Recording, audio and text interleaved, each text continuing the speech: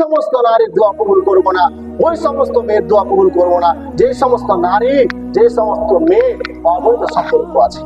এই সময়টা এমনই একটি সময়, এই সময়টা এমনই একটি সময়। উসমান ইবনে আবিল আস রাদিয়াল্লাহু থেকে বর্ণিত, তিনি বলেন রাসূল সাল্লাল্লাহু আলাইহি ওয়াসাল্লাম বলেছেন, তুফতাহু আবওয়াবুস সামাই নিসফাল লাইল। রাসূল সাল্লাল্লাহু আলাইহি ওয়াসাল্লাম বলেছেন, অর্ধরাতে আসমানের দরজা খুলে দেওয়া হয়। যখন অর্ধরাত চলে আসে তখন সমস্ত আসমানের দরজাগুলো খুলে দেওয়া হয়। ফায়ুনাদি মুনাদিন, আল্লাহ সুবহানাহু ওয়া তাআলা এই নিজ আসমানে এসে বলেন, হে আমার বান্দারা, হে আমার বান্দারা, তোমরা কে কি চাও আমার কাছে চাও, আমাকে ডাকো, আমি তোমার ডাকে সাড়া দেব।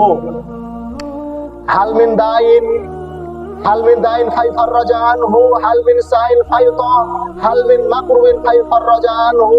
তুমি আমার কাছে চাও, আমি তোমাকে দিয়ে দিব। তুমি আমার কাছে প্রার্থনা করো, আমি তোমার প্রার্থনা কবুল করব।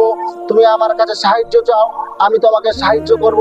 তুমি বিপদে পড়ে গেছো, মানুষের কাছে যাওয়ার আগে আমার কাছে বিপদের কথা বলো, আমি তোমার বিপদ দূর করে দিব। ঋণ হয়ে গেছে, ঋণ মানুষের কাছে ঋণ করার আগে আমার কাছে চাও, আমি তোমার ঋণের ব্যবস্থা করে দিব, আমি তোমাকে শোধ করে দিব।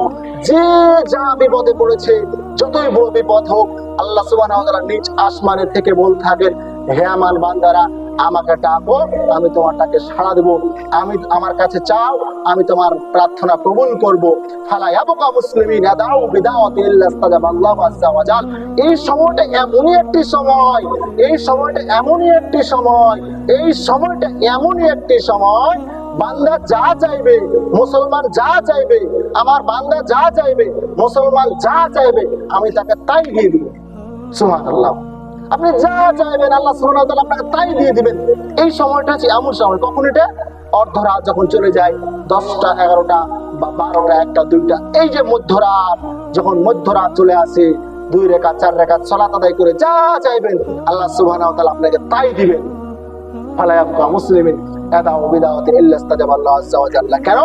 মুসলমানদের দোয়া এই সময়তে কবুল হয়ে থাকে, যে যা চাইবে আমি তাকে তাই দিব। তবে লাহু ইল্লা জানিয়াতান তাবগি বিফারজিহা, ওই সমস্ত নারীর দোয়া কবুল করব না, ওই সমস্ত মেয়ের দোয়া কবুল করব না যে সমস্ত নারী, যে সমস্ত মেয়ে অবৈধ সম্পর্ক আছে।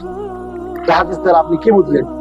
সবার দোয়া কবুল করবে, যতই বড় পাপী হোক, যতই বড় গুনাহগার হোক, সবার দোয়া এই সময় কবুল করবে। চাইলে আল্লাহ দিয়ে দিবে, চাইলে আল্লাহ আপনাকে দিয়ে দিবে। কিন্তু ওই সমস্ত নারী, ওই সমস্ত মেয়ের এই সময় দোয়া কবুল করবে না যাদের সম্পর্ক অবৈধ সম্পর্ক রয়েছে, যাদের সম্পর্ক জিনার রয়েছে। এই জন্য যুবককে বলবো, যুবক, তোমার যদি এই মুহূর্তে একটা নারীর নাম্বার থাকে, তুমি ডিলিট করে দাও।